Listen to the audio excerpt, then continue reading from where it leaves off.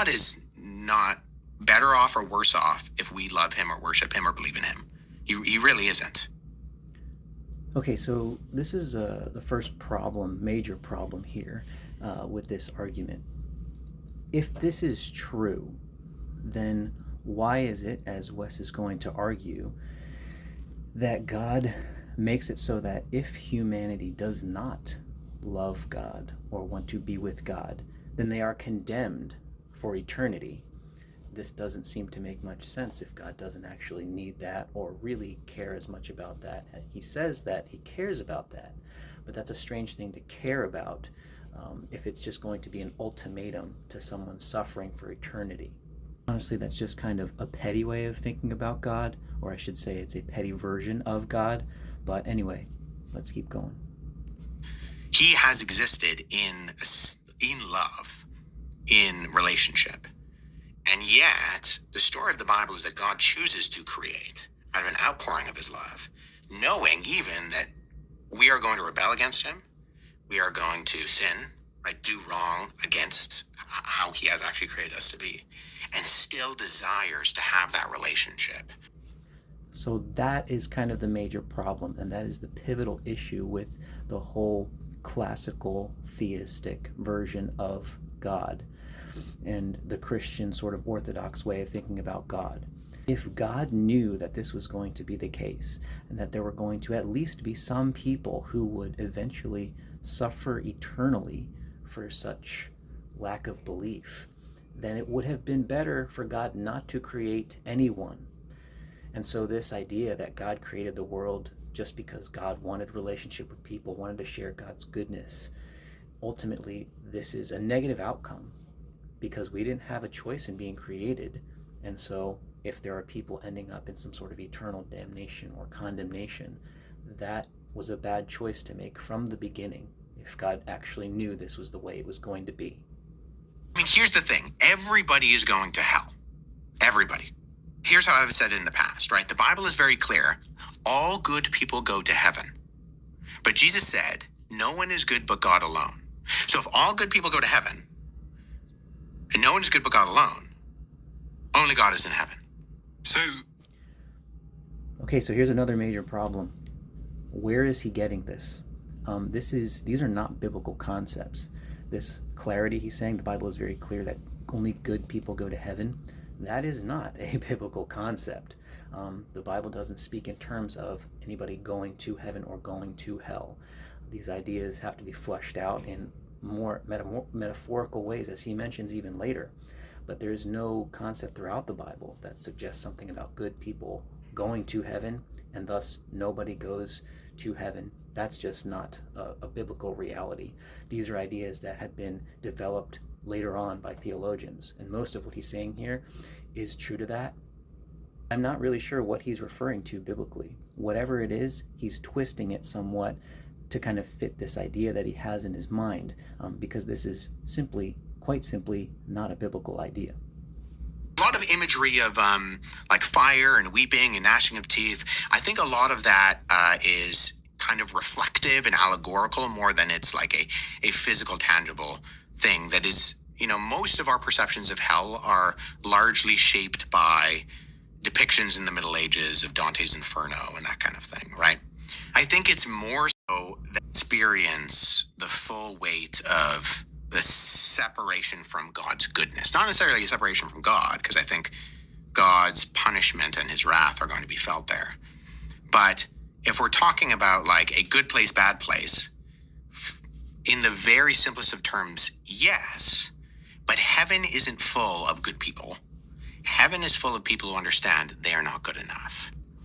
And so at the very least, what he's saying here is he's trying to articulate that this is an oversimplified view, and yet he kind of conflates these things together, this more metaphorical, maybe a slightly more sophisticated idea of heaven and hell, but he kind of combines that with this idea that heaven is a place that you go to, or hell is the place that you go to.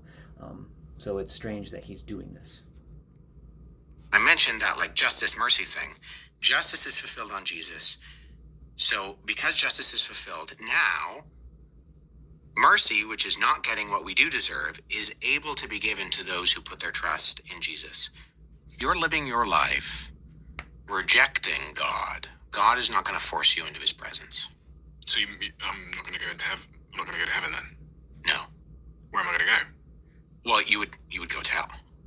So there he goes. He says he conflates this very simplistic idea with what he just said a minute ago is a little too simplistic. That's not exactly how this works. First of all, it's not a place, but also it's not this sort of binary of ultimate reality. There's something more going on when Jesus talks about how the kingdom of heaven is near or the kingdom of God is here, things like this. They sort of show that this isn't a place as much as it is a state of our, maybe you could say, a relationship with God, but that is not, he's not articulating this in a very good way. So if I don't believe in the Bible, Jesus and God, then I'm going to go to hell? Yes, insofar as if heaven is a place for those who have submitted their lives to Jesus, who are living the identity of what they're created to be, and said, your will be done, God. Yeah. Hell is a place where God says, you rejected me, your will be done. I'm going to give you what you want. In that, I'm going to remove my grace and mercy from you, and you are going to experience truly what you desire in being separated from me and my goodness. So this is an idea that has been more popular within modern Christian community, and it's certainly much more palatable, and you can understand why people like C.S. Lewis were advocates of this sort of idea and why many apologists now are.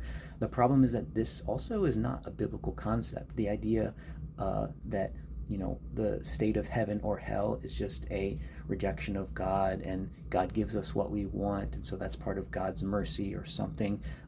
These definitely sound a lot better, and that's why people like myself have been advocates of it as well. But the problem is that ultimately it's not a biblical concept. These ideas come from theological thinking over the history of Christian community, and they're sort of imposed on this original biblical text. The reality is that the biblical idea of heaven and hell we know is sort of this good and bad thing, but it's also quite mysterious, and he's being a little bit too directly confident about the reality of what he's saying.